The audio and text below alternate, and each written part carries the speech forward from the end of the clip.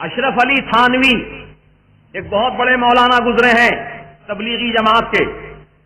انہوں نے انگریزوں کے کہنے پر، برٹش گورنمنٹ کے اشارے پر قرآن کا غلط ترجمہ کیا، حدیث کا غلط مفہوم بیان کیا، دین اسلام کی تعلیمات کو مسخ کر دیا، کتابیں چھاپی، فری تقسیم کی گئیں یا کم قیمت میں اس کو بانٹا گیا. اور آج عالم یہ ہے کہ گھر گھر فتنہ پھیلا ہوا ہے، شہر شہر میں فتنہ پھیلا ہوا ہے. یہ برٹش گورنمنٹ پر بکنے والے، ان کے پیسے پر اپنے ایمان کا سودا کرنے والے، انہوں نے قرآن کا ترجمہ غلط لکھ دیا. چند نمونے پیش کرتا ہوں، سن لو. قرآن کی پہلی آیت بسم اللہ الرحمن الرحیم ہے نا، قرآن یہیں سے آغاز ہو رہا نا بھائی، بسم اللہ الرحمن الرحیم. اب یہ اور بات ہے کہ ہم بسم اللہ پڑھنے سے پہلے اعوذ باللہ پڑھتے ہیں، کیونکہ اللہ کا حکم ہے فَإِذَا قَرَأْتَ الْقُرْآنَ فَاسْتَعِذْ بِاللَّهِ مِنَ الشَّيْطَانِ الرَّجِيمِ. جب تم قرآن پڑھنا چاہو تو اللہ تبارک و تعالیٰ کی پناہ لے لو شیطان مردود کے شر سے، یعنی اللہ کی پناہ میں آ جاؤ، کیونکہ شیطان بھٹکانے کا وعدہ کر کے آیا تھا نا، تم کو گمراہ کر سکتا ہے، اس لیے تم اللہ کی پناہ میں آ جاؤ، پھر قرآن کی تلاوت کرو. تو دوستو اور بزرگوں، تو بسم اللہ الرحمن الرحیم کا انہوں نے ترجمہ یہ لکھا، شروع کرتا ہوں میں اللہ کے نام سے جو بڑا مہربان ہے اور رحم فرمانے والا ہے. شروع کرتا ہوں میں اللہ کے نام سے. دعویٰ کچھ اور ہو رہا ہے اور عمل کچھ اور ہو رہا ہے. اب الفاظ سے آپ غور کیجئے. شروع کرتا ہوں میں، تو کہاں سے شروع کر رہے ہیں؟ بولیے. شروع کرتا ہوں میں اللہ کے نام سے. شروع کرتا ہوں، شروع کا لفظ پہلے بیان کیا، پھر کرتا ہوں، پھر میں، پھر اس کے بعد اللہ کا نام لیا. پہلے میں بول رہے ہیں، بعد میں اللہ کا نام، جبکہ اللہ کا نام پہلے لینا چاہیے تھا نا. اور شروع کرتا ہوں میں اللہ کے نام سے، یہ ترجمہ لکھا اور یہ مردوں کے لیے لکھا. عورت اگر کوئی ترجمہ پڑھنا چاہے اس بسم اللہ شریف کا تو وہ کیا ترجمہ کرے گی؟ کیا عورت بھی یہی پڑھے گی شروع کرتا ہوں میں؟ تمہارا ترجمہ ناقص، ادھورا. شروع کرتا ہوں میں اللہ کے نام سے. کتنی خامیاں اس ترجمے کے اندر، اور یہ خامیاں جان بوجھ کے کی گئی ہیں عوام میں انتشار پھیلانے کے لیے، عورتوں کو ترجمے سے محروم رکھنے کے لیے ایسا ترجمہ رکھا گیا. شروع کرتا ہوں میں اللہ کے نام سے. لیکن اعلیٰ حضرت جن کی یاد میں آج جلسہ منا رہے ہیں، امام اہل سنت امام احمد رضا خان فاضل بریلوی علیہ رحمت و رضوان نے بسم اللہ شریف کا ترجمہ اس طرح لکھا، اللہ کے نام سے شروع. بولیے سب سے پہلے کس کا نام ہے؟ اللہ ہی کا نام ہے. جو دعویٰ ہے ثبوت بھی وہی ہے، دعویٰ دلیل کے ساتھ ہے. اللہ کے نام سے شروع. نہ کرتا ہوں لکھا آپ نے، نہ کرتی ہوں لکھا، نہ کرتے ہیں لکھا، کیونکہ ترجمہ کرنے والے تین حیثیت کے لوگ ہیں. ایک مرد آدمی ہے، وہ پڑھے گا کرتا ہوں. عورت کرتی ہوں. اور جو عورت نہ ہو، مرد بھی نہ ہو، وہ کیا کرے گا؟ کرتے ہیں. تو ان کا ترجمہ صرف مردوں کے لیے ہے. شروع کرتا ہوں میں اللہ کے نام سے، مرد حضرات پڑھ لیں، عورت نہ پڑھے اور درمیان والا نہ پڑھے. لیکن اعلیٰ حضرت کا ترجمہ دیکھو کہ کتنی نفاست ہے اس ترجمے کے اندر. آپ نے یہ فرمایا اللہ کے نام سے شروع جو بڑا مہربان رحم والا، جو بڑا مہربان رحم والا. اب شروع اللہ کے نام سے شروع. اب مرد آدمی پڑھے تو اس کے لیے سوٹیبل، عورت پڑھے تو اس کے لیے سوٹیبل، اور دونوں کے درمیان والا پڑھے تو اس کے لیے سوٹیبل. انہیں جو چاہے پڑھ سکتا ہے ترجمہ. اللہ کے نام سے شروع جو بڑا مہربان رحم والا، اللہ کے نام سے شروع. عزیزان محترم، یہ اللہ کے نام سے شروع کا ترجمہ ہے. یہ پروردگار عالم کے کلام کا ترجمہ ہے کہ جس کے اندر جو ہے ان لوگوں نے ڈنڈی ماری ہے، لیکن اعلیٰ حضرت نے اس کو کلیئر ترجمہ کر کے ہمارے ایمان کو جلا بخش دی ہے. اب ایک ترجمہ اور سن لیجئے لگے ہاتھ. سورہ فاتحہ کی آیت ہے اہدنا الصراط المستقیم، اے اللہ ہمیں سیدھی راہ دکھا، اے اللہ ہمیں سیدھی راہ دکھا۔ یہ ترجمہ انہی لوگوں کا ہے، وہ گروپ والوں کا، ہاں رہبر والوں کا۔ کیا ترجمہ؟ اے اللہ ہم کو سیدھی راہ دکھا، یعنی مطلب یہ ہوا کہ اب تک یہ راستہ دیکھے نہیں ہے، اس لیے کہہ رہے ہیں دکھا دکھا۔ لیکن اعلیٰ حضرت نے اس کا ترجمہ فرمایا اہدنا الصراط المستقیم، اے اللہ ہمیں سیدھی راہ چلا، سیدھی راہ چلا۔ مولا راستہ تو تیرے نبی نے دکھا دیا، راستہ صدیق اکبر نے دکھا دیا، راستہ سیدنا عمر فاروق نے دکھا دیا، راستہ سیدنا عثمان غنی نے دکھا دیا، راستہ سیدنا مولا علی مشکل کشا نے دکھا دیا، راستہ سیدنا امام حسن مجتبی نے دکھا دیا، راستہ سیدنا امام حسین شہید کربلا نے دکھا دیا، راستہ 1,24,000 صحابہ نے دکھا دیا، راستہ غوث پاک نے دکھا دیا، راستہ خواجہ غریب نواز نے دکھا دیا، راستہ بابا شرف الدین نے دکھا دیا، راستہ یوسفین شریفین نے دکھا دیا، راستہ تمام اولیاء اللہ نے ہم کو دکھا دیا، اور اہل سنت نے ہم کو دکھا دیا۔ بڑا راستہ تو دکھا دیا گیا ہے، لیکن چلنے کی طاقت ہمارے اندر نہیں ہے، چلنے کی صلاحیت ہمارے اندر نہیں ہے۔ جب تک تو نہیں چاہے گا ہم کیسے چل پائیں گے؟ جب تک تیرا کرم نہیں ہوگا اس وقت تک ہم کیسے چل پائیں گے؟ اے اللہ ہمیں تو سیدھی راہ چلا، سیدھی راہ چلا۔ تیرا فضل ہو جائے گا تو ہم چلنے والے ہو جائیں گے، تیرا کرم ہو جائے گا تو ہم چلنے والے ہو جائیں گے۔ یہ ہے اعلیٰ حضرت کا ترجمہ کہ ہم کو سیدھی راہ چلا، اور ان کا ترجمہ ہے سیدھی راہ دکھا۔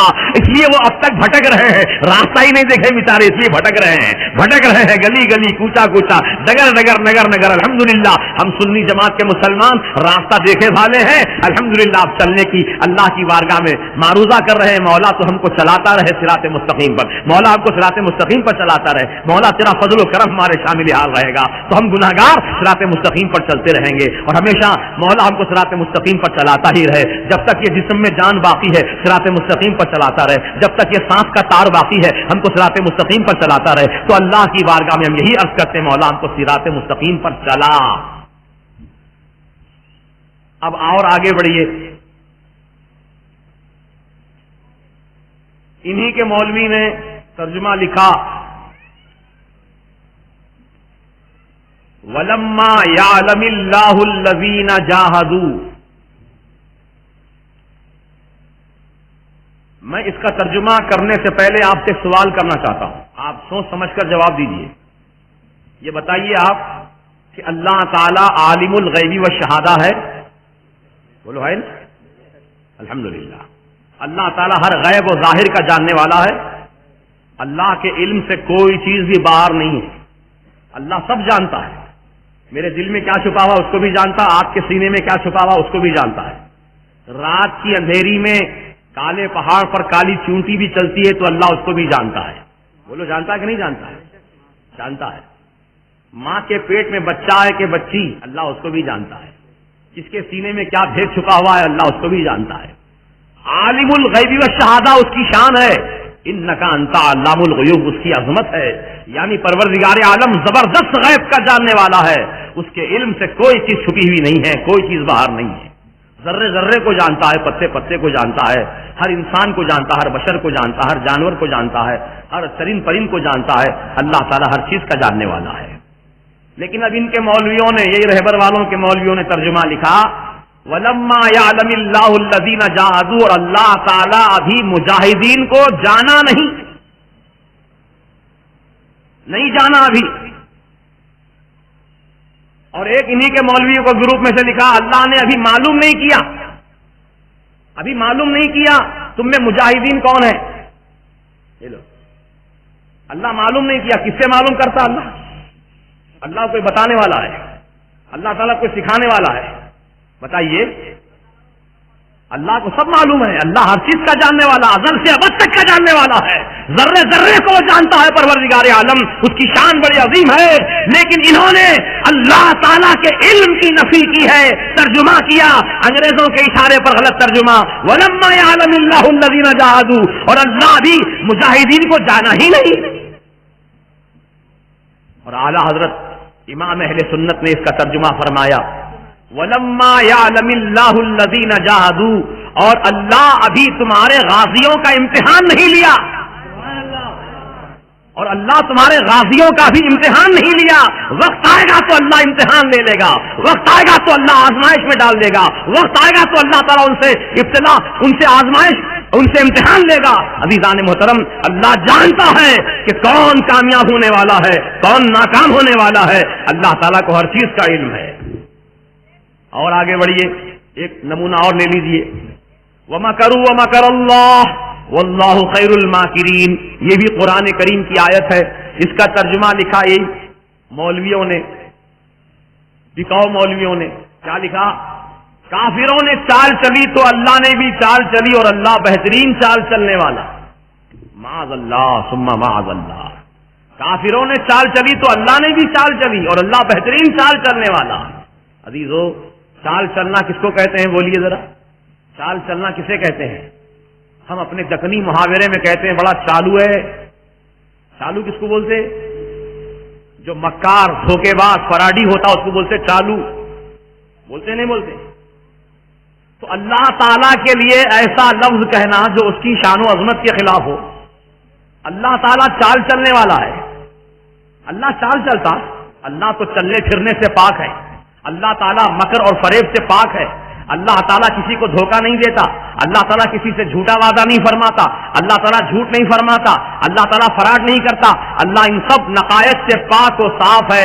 اللہ کی ذات منزہ اور مبرہ ہے, ہر عیب سے پاک ہے اللہ کی ذات. تو پھر اللہ کو چال چلنے والا کہنا اللہ پر گویا عیب لگانا ہے, اللہ کی ذات پر حرف گیری کرنا ہے. اور اللہ کی ذات جبکہ پاک و صاف ہے, ہر عیب سے پاک و صاف ہے.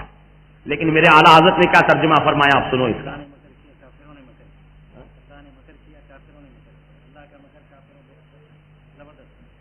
ہاں, ایک ترجمہ اور ہے ان کا کہ کافروں نے مکر کیا تو اللہ نے بھی مکر کیا, اور کافروں کا مکر اللہ کے مکر سے کہیں زیادہ بڑھ کر ہے. عزیزان محترم, یہ اللہ تعالیٰ کے مکر کو چھوٹا کہہ رہے ہیں اور کافر کے مکر کو بڑا کہہ رہے ہیں.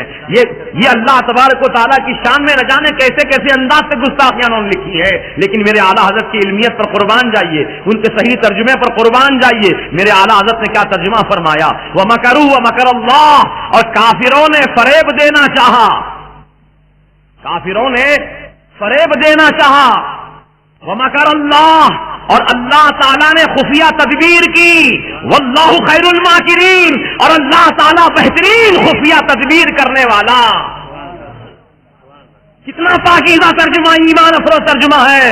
اب آپ فیصلہ کرو مسلمانوں, جو قرآن کے ترجمے میں اتنی بڑی ڈنڈی مارا ہو وہ حدیث کے ترجمے میں کتنی ڈنڈی مارا ہوگا. خدا کے کلام میں جب اتنی خیانت کیا ہے, خدا کے کلام کے ترجمے میں خیانت کیا ہے, تو حدیث رسول میں کتنی خیانت کیا ہوگا, تاریخ اسلام میں کتنی خیانت کیا ہوگا, صحابہ کے اقوال میں کتنی خیانت کیا ہوگا. لہذا ایسے خائن, ایسے دھوکے باز, ایسے فراڈی, ایسے مکاروں کی صحبت میں نہ جاؤ, ان کی لالچ میں نہ جاؤ, نہ ٹیلرنگ سینٹر میں جاؤ, نہ ان سے کوئی قرضہ لو, نہ ان کی فیس لو, نہ ان کا یونیفارم لو, کیونکہ ایک چکر بہت پرانا ہو گیا. ہم تو قلعے گولکنڈا میں بھی الخیر سوسائٹی وہاں پر چل رہی ہے. الخیر, کتنا پیارا نام ہے الخیر. خیر کے معنی بہتر, الخیر معنی بھلائی, بھلائی کے نام پر گمراہی. راشن تقسیم ہو رہا گھر گھر, بیوہ عورتوں کو سلائی مشین فری تقسیم کی جا رہی ہے, غریب نوجوانوں کو روزگار سے لگایا جا رہا ہے.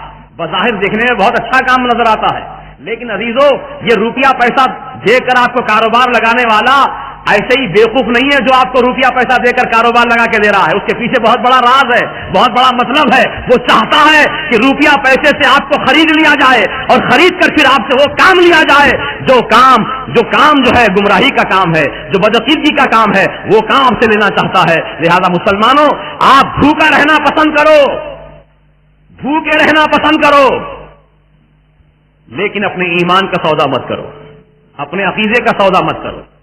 اعلیٰ حضرت امام اہل سنت مجدد دین و ملت امام احمد رضا خان فاضل بریلوی علیہ رحمت و رضوان نے جو تعلیمات آپ نے پیش کی, جو تمام حقائق کا آپ نے اظہار کیا, ان تمام باتوں کی طرف بھی انشاءاللہ میں ضمناً توجہ آپ کی لے جاؤں گا. لیکن اب فی الوقت یہ اتنا سنتے چلیے کہ ان لوگوں نے قرآن کے ترجمے میں کتنی بڑی خیانت کی ہے, کس کس انداز سے گمراہی کا ترجمہ پیش کیا ہے. اور ایک نمونہ سن لیجئے, یہ تو اللہ کی شان کی بات تھی. اب رسول کی عظمت و شان کے متعلق ان کا کیا خیال ہے، کیا ان کا عقیدہ ہے؟ سورہ فتح 26واں پارہ، انا فتحنا لک فتحا مبینا لیغفر لک اللہ ما تقدم من ذنبک وما تأخر. اس کا ترجمہ انہی کے مولویوں نے لکھا ہے، اے محمد ہم نے آپ کو کھلم کھلا فتح دی تاکہ اللہ آپ کے اگلے پچھلے گناہ بخشے، آپ کے اگلے پچھلے گناہ اللہ بخشے. یعنی رسول پاک علیہ السلام گناہگار ہیں، معاذ اللہ ثم معاذ اللہ، اور رسول پاک علیہ السلام کے گناہ اللہ معاف کر دیا. رسول کیا گناہگار ہو سکتے ہیں؟ ہرگز نہیں. وہ تو گناہگاروں کو گناہوں کے راستے سے نکال کر نیکیوں کے راستے پر چلانے کے لیے آتے ہیں. خود آقا نے اپنی زبان پاک سے ارشاد فرمایا، غریب تھا کہ تم جہنم کے ایندھن میں گر پڑتے، میں تمہاری کمر بند کو پکڑ کر کھینچتا ہوں اپنی طرف تاکہ تم جنت کی بہاروں میں چلے جاؤ. رسول پاک علیہ السلام ہم کو جہنم میں گرنے سے بچانے کے لیے آئے ہیں، جہنم میں ڈھکیلنے کے لیے نہیں، جہنم سے بچانے کے لیے آئے ہیں اور جنت کی بہاروں میں پہنچانے کے لیے آئے ہیں. نبی گناہگار نہیں ہو سکتا، نبی معصوم ہوتے ہیں.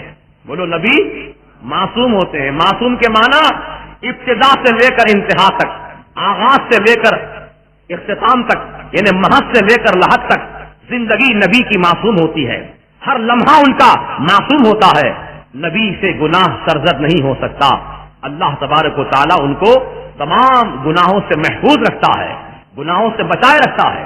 جیسا کہ قرآن پاک میں حضرت بی بی زلیخا کا واقعہ بیان کیا گیا کہ انہوں نے یوسف علیہ السلام کو گناہ پر رغبت دلائی تھی، گناہ پر ابھارا تھا، لیکن یوسف علیہ السلام اکیلے ہونے کے باوجود، کمرے بند ہونے کے باوجود، دروازوں پر تالے لگے ہونے کے باوجود آپ بھاگے جا رہے ہیں، دوڑے جا رہے ہیں. کیوں بھاگے جا رہے ہیں؟ آپ جانتے تھے کہ گناہ عظیم ہے اور اللہ تبارک و تعالیٰ کی بارگاہ میں پناہ لیتے ہیں، مولا اس گناہ سے مجھ کو بچا لے، اس گناہ سے مجھ کو بچا لے. تو اللہ تبارک و تعالیٰ نے اپنے نبی کو بند کمرے کے اندر تنہائی کے عالم میں گناہ سے محفوظ رکھا ہے. یہ شان ہوتی ہے نبیوں کی، وہ گناہ نہیں کرتے ہیں، گناہوں سے معصوم ہوتے ہیں. لیکن انہوں نے لکھ دیا ہمارے آقا کے متعلق، اے محمد ہم نے آپ کو کھلم کھلا فتح دی تاکہ آپ کے اگلے پچھلے گناہ اللہ معاف کرے. لیکن میرے اعلیٰ حضرت نے کیا ترجمہ کیا؟ آپ سنو ایمان افروز ترجمہ، انا فتحنا لک فتحا مبینا، بے شک اے حبیب ہم نے تم کو روشن فتح دی، اے حبیب ہم نے تم کو روشن فتح دی. لیغفر لک اللہ ما تقدم من ذنبک وما تأخر، تاکہ اللہ آپ کے سبب سے اگلوں اور پچھلوں کے گناہ بخشے، اگلوں اور پچھلوں کے گناہ بخشے. آپ کی وجہ سے، آپ کی وجہ سے، آپ کی صورت دیکھ کر، آپ کی رحمت کی شان دیکھ کر اللہ تعالیٰ اگلوں اور پچھلوں کے گناہ بخشے گا. اے اللہ کے رسول بے شک آپ تو شفیع المذنبین ہیں، آپ رحمت للعالمین ہیں. اے اللہ کے حبیب آپ رحمت والے آقا ہیں. سرکار شفاعت کا صحرا آپ ہی کے سر باندھا جانے والا ہے، شفاعت کا تاج آپ ہی کے سر رکھا جانے والا ہے. مقام محمود اللہ تعالیٰ آپ ہی کو عطا فرمانے والا ہے. اور مقام محمود کیا ہے؟ صحابہ نے پوچھا کہ یا رسول اللہ مقام محمود کیا ہے جس کا ذکر قرآن میں کیا گیا ہے؟ عسیٰ ان یبعثک ربک مقام محمودا، عنقریب آپ کا رب آپ کو مقام محمود پر فائز فرمائے گا. تو اے حبیب یہ مقام محمود کیا ہے؟ تو آقا نے فرمایا یہ شفاعت، وہ شفاعت کا مقام ہے، میں شفاعت کروں گا قیامت کے دن. اور صحابہ نے پوچھا تھا یا رسول اللہ محشر کے میدان میں جبکہ سارے انسان جمع ہوں گے، حضرت آدم سے لے کر آخری زمانے تک جتنے انسان آئیں گے وہ سب انسان قیامت کے میدان میں جمع ہوں گے. آقا کروڑوں اربوں خربوں کی تعداد میں انسان ہوں گے. سرکار ہم آپ کو کہاں ڈھونڈیں؟ اس بھرے مجمع میں، اس مجمع میں ہم کہاں تلاش کریں آپ کو؟ تو سرکار مدینہ علیہ السلام نے فرمایا تھا کہ 3 مقامات پر مجھے تلاش کرنا، 3 مقامات پہ ڈھونڈنا مجھ کو، میں ان 3 جگہوں میں سے کسی نہ ایک جگہ تم کو نظر آ جاؤں گا. کون سی 3 جگہ ہیں؟ انشاءاللہ تعالی سرکار مدینہ علیہ السلام نے فرمایا تھا کہ 3 مقامات پر مجھے تلاش کرنا، 3 مقامات پہ ڈھونڈنا مجھ کو، میں ان 3 جگہوں میں سے کسی نہ ایک جگہ تم کو نظر آ جاؤں گا. کون سی 3 جگہ ہیں؟ پہلے کوثر پر تلاش کرنا کہ میں وہاں کھڑا ہو کر میں اپنی امت کے پیاسوں کو کوثر کا جام بھر بھر کے پلاتا رہوں گا. العطش العطش کی صدائیں بلند ہوں گی، پیاس پیاس. دیکھو اب گرمی کا موسم چل رہا ہے، دوپہر کے وقت میں آپ کہیں سفر کر رہے ہوں اور پانی آپ کے پاس نہ ہو، حلق سوکھ کر کانٹا ہو گیا ہو اور تھوک بھی کڑوا ہو گیا ہو کہ تھوک نگل کر کے اپنی تھوڑی سی حلق کو تر کر لیں، تھوک بھی نہیں آ رہا ہو، ایسے عالم میں آپ پیاس کی کتنی شدت محسوس کرتے ہیں اور کتنا آپ کو پانی کی تلاش ہوتی ہے اور کس کس انداز سے آپ پانی ڈھونڈتے ہیں، اور اگر نظر نہ آئے تو خرید کر پینے کی کوشش کرتے ہیں. لیکن قیامت کا دن ہوگا، ہولناک دن ہوگا، محشر کا میدان ہوگا اور پسینے کا دریا بہتا ہوگا. وہاں پر سورج سوا نیزے کی بلندی پر اتر آئے گا، زمین انگار کی طرح تانبے کی طرح سرخ ہو جائے گی اور اللہ کا قہر برستا ہوگا. ایسے عالم میں زبانیں باہر نکل رہی ہوں گی، ماں اپنے اکلوتے بچے کو بھول جائے گی، بھائی بھائی کو بھول جائے گا، شوہر بیوی کو بھول جائے گا، بیوی شوہر کو بھول جائے گی، کسی کی کسی کو فکر نہ ہوگی، سب کو اپنی اپنی جان بچانے کی فکر ہوگی. ایسے عالم میں سرکار مدینہ رحمت والے سرکار اپنے مبارک ہاتھوں سے کوثر کا جام بھر بھر کے عطا فرمائیں گے. تو عزیزو، رسول پاک علیہ السلام نے فرمایا پہلے مجھے حوض کوثر پر تلاش کرنا، اس کے بعد پل صراط پر جب میری امت پل صراط سے گزرے گی تو میں پل صراط کے کنارے کھڑا ہو کر رب کی بارگاہ میں عرض کر رہا ہوں گا، رب سلم امتی، رب سلم امتی، رب سلم امتی. اے اللہ میری امت کو اس پل صراط سے سلامتی کے ساتھ گزار دینا، سلامتی کے ساتھ گزار دینا، سلامتی کے ساتھ گزار دینا. اور جبریل امین سدرہ نشین اپنا نورانی پر پل صراط پر بچھائیں گے اس امت کے لیے، اور یہ امت محمدیہ سیدنا جبرائیل علیہ السلام کے نورانی پر کے اوپر سے چلتی ہوئی چلی جائے گی. یہ مقام سرکار کے صدقے میں ہم کو ملا ہے. اور حضور نے فرمایا میزان عمل کے پاس مجھے تلاش کرنا، جہاں نیکیاں اور گناہ تولے جا رہے ہوں گے ترازو میں، اس ترازو کے پاس مجھے تلاش کرنا. وہ ترازو کیسی ہوگی؟ کوئی بنیے کی ترازو نہیں ہوگی، چھٹاک دو چھٹاک، کلو دو کلو تولنے کی ترازو. وہ ترازو کے متعلق تفسیر میں آیا ہے کہ وہ ترازو کا ایک ایک پلڑا اتنا بڑا اتنا بھاری بھرکم ہوگا کہ ترازو کے ایک پلڑے میں اگر 7 آسمان اور 7 زمین رکھ دیے جائیں تو ایسے معلوم ہوگا کہ 7 روپے کے سکے رکھے ہوئے ہیں. وہ ترازو کے پلڑے میں 7 زمین 7 آسمان ایسے معلوم ہوں گے کہ 7 سکے پڑے ہوئے ہیں. اللہ اکبر. وہ ترازو اتنی بڑی ہوگی ترازو، اور حضور کیا کر رہے ہوں گے؟ اپنی امت کی بخشش کا سامان کر رہے ہوں گے. ایک امتی کے گناہ بہت زیادہ ہوں گے، نیکیاں بہت کم ہوں گی. آقا فوراً اپنی جیب سے پرچی نکالیں گے، ایک کاغذ نکالیں گے اور نیکیوں والے پلڑے میں رکھ دیں گے. امتی دیکھے گا کہ سرکار مدینہ علیہ الصلوۃ والسلام جس امت کے نیکیوں والے پلڑے میں وہ کاغذ کا ٹکڑا آپ رکھیں گے تو نیکیوں کا پلڑا بھاری بھرکم ہو جائے گا، وزنی ہو جائے گا. وہ امتی عرض کرے گا یا رسول اللہ آخر یہ کاغذ میں ہے کیا چیز جو میری نیکیوں کا پلڑے کو اتنا وزنی بنا ڈالی؟ تو میرے آقا فرماتے ہیں یاد کر دنیا میں تو نے اس کاغذ کے اوپر مجھ پر ایک مرتبہ درود شریف لکھا تھا، درود شریف تو نے لکھا تھا اس کاغذ کے اوپر، یہ وہی کاغذ ہے جو آج تیری نجات کا ذریعہ بن رہا ہے. اللہ. تو ہمارے آقا تو رحمت والے سرکار، وہ شفاعت والے آقا، وہ شفاعت کا تاج انہیں کے سر باندھا گیا ہے.